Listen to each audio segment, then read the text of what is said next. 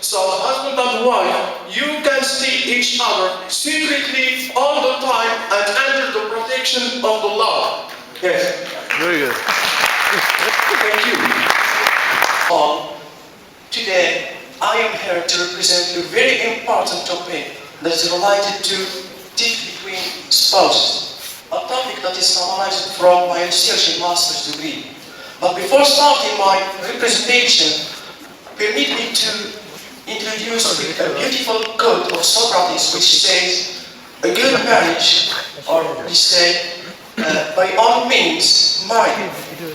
If you get a good wife, you will become what? If you get a good wife, you will become happy. If you get a bad one, you will become a philosopher. Disaster. This is disaster. Yes, because of the problems. Yes. But based on this, just permit me to ask you the following question. Can a husband sue his wife for thieving his money? Or can wife sue her husband for thieving her money?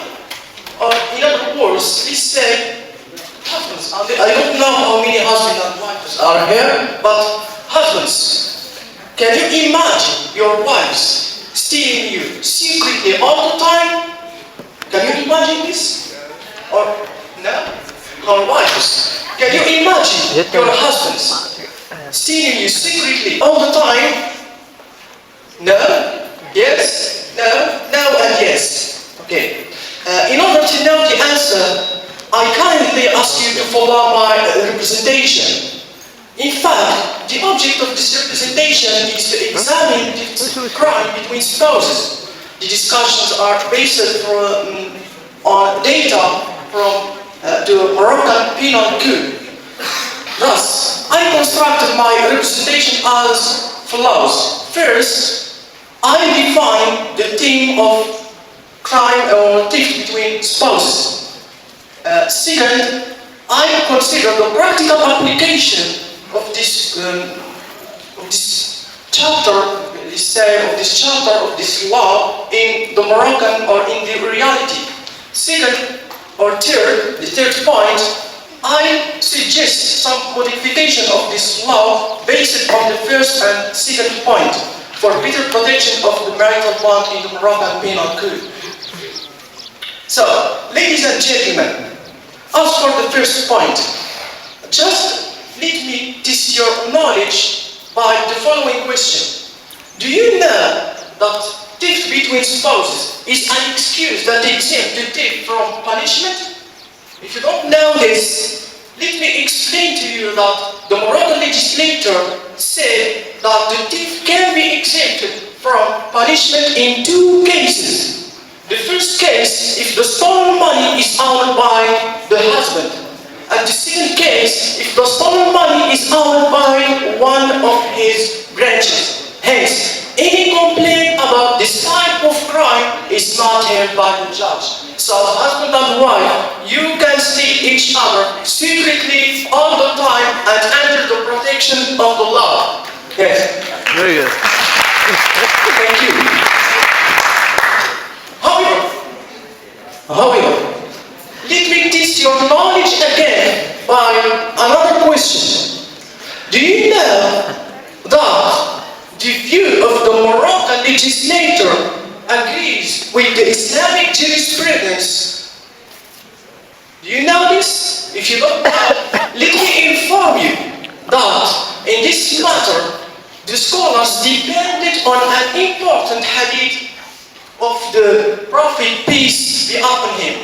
The hadith is narrated in Sahih al-Bukhari by Ummuna Aisha, when Hind bint Utbah said to the Prophet, Abu Sufyan is miserly man and I need to take some of his wealth.